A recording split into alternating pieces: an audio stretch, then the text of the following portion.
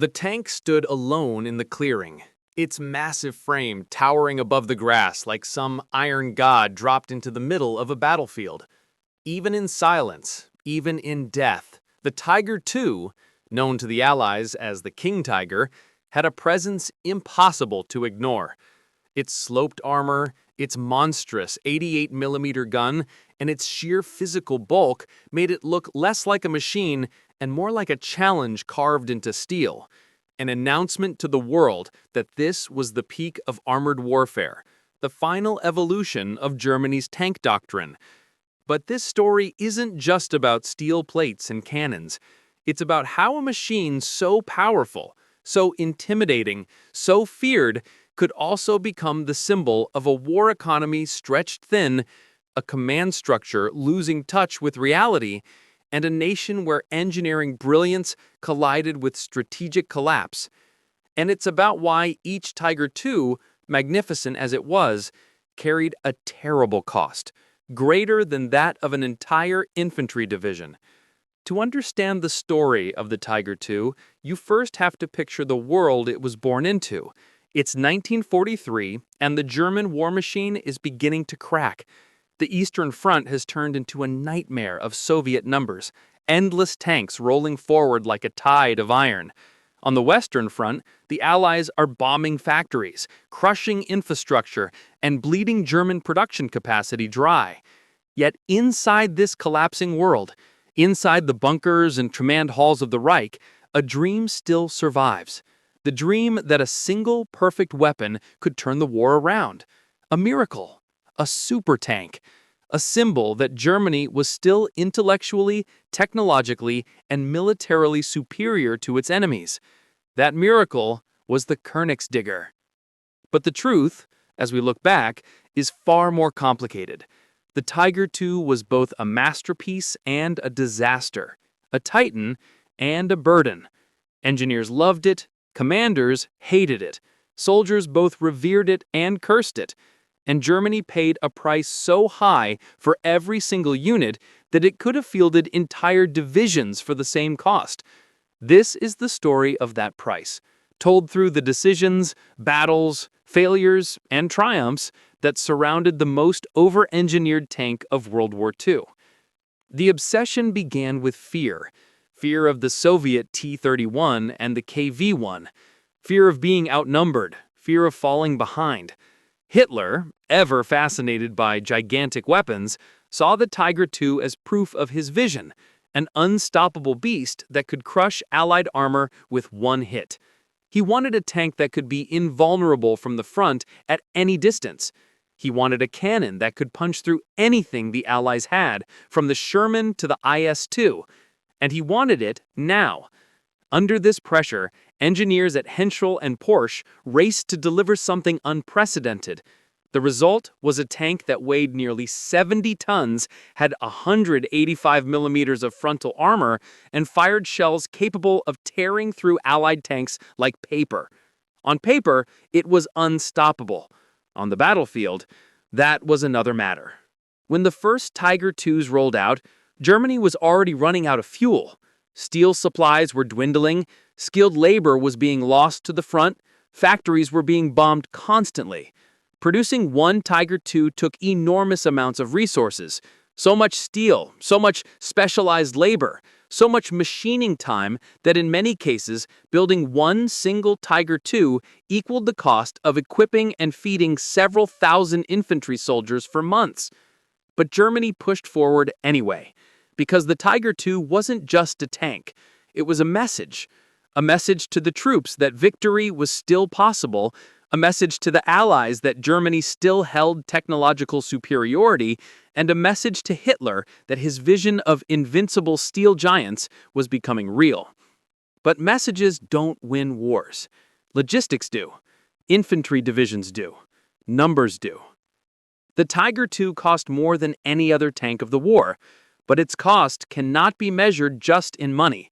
It cost time, thousands of hours of engineering, assembly, and testing. It cost materials, enough rare metals, high-grade steel, and manufacturing capacity to build dozens of Panzer IVs. It cost manpower, the best machinists, the best welders, the best craftsmen, all pulled away from other critical wartime industries. And most of all, it cost mobility.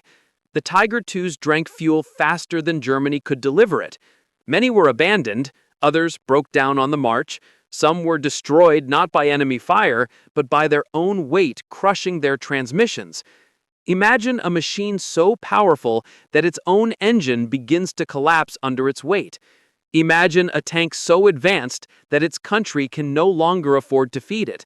Imagine a weapon so fearsome that even its victories come at a cost too great to sustain. Yet for the crews inside, the Tiger II was more than a machine. It was hope. It was protection. It was a sense of superiority in a world collapsing around them.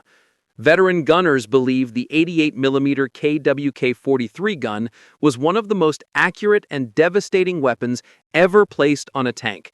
They had seen shells rip into enemy armor at ranges so long that American and Soviet crews thought they were being hit by artillery. Tiger II crews walked like giants among their peers, knowing their frontal armor was nearly invincible. But they also knew the truth. If they ran out of fuel, they were dead. If they broke down, they were abandoned. If they became immobilized, they were outnumbered and surrounded. Every tank commander knew that driving a Tiger II into battle was like stepping into a colossus built on fragile legs. And yet, in the moments when everything worked, when the engine held, when the fuel arrived, when the ground was firm, the Tiger II was a monster. At the Battle of the Ardennes, Tiger IIs punched through American lines, destroying Sherman after Sherman, creating chaos and fear. At distances where Allied tanks couldn't even see them, Tiger IIs were scoring kills. One Kernigstiger positioned well could hold off entire enemy units. There are accounts of Tiger II platoons taking out dozens of enemy tanks in a single day. But these moments were rare, and each victory came with a cost Germany could no longer afford. Because behind every Tiger II stood a logistics tail so long, so heavy, so resource-intensive that entire factories and supply chains were needed just to keep a handful of them running. While Germany poured its dwindling strength into superweapons, the Allies mass-produced simple, reliable machines. For every Tiger II Germany built, the Allies built 20 Shermans or T-34s. For every Tiger II crew trained, the Allies trained hundreds of tankers. For every Tiger II that broke down, the Allies just rolled out another tank. The Tiger II became a symbol of everything both right and wrong with German engineering, a machine of breathtaking quality wrapped in a strategy of breathtaking impracticality. As the war neared its end, the King Tiger became something else too, a coffin. Many crews destroyed their own tanks rather than let them be captured. Others abandoned them on roadsides, engines dead, fuel gone, tracks shattered. The Tiger II's final battles were not fought with glory, but with desperation, a giant with no kingdom left to defend. And yet, after the war, one surprising truth emerged. The Tiger II influenced tank design for decades. Its sloped armor, its ballistic strengths, its lethality, all of it was studied by nations around the world. Engineers admired it. Historians debated it. Soldiers remembered it. Today, surviving Tiger IIs in museums attract crowds who simply stand stunned at the sheer scale of the machine. What remains is a paradox. A weapon so powerful it terrified opponents, yet so expensive it helped drain the country that built it. A tank so feared it became a legend, yet so scarce it became irrelevant. A masterpiece of engineering and a monument to a failing war effort. So when we say that the Tiger II cost more than an infantry division, we don't just mean in terms of money. We mean in steel, fuel, labor, opportunity, strategy, and ultimately, national survival. Germany gambled on quality over quantity, on brilliance over practicality, on giants instead of armies. And the Tiger II, king of tanks, became the crown jewel of that fatal gamble. In the end, the Tiger II stands as a reminder that in war, the greatest weapon is not the most powerful machine, it's the army that can sustain itself. The Tiger II could win duels, it could win battles, but it could never win a war.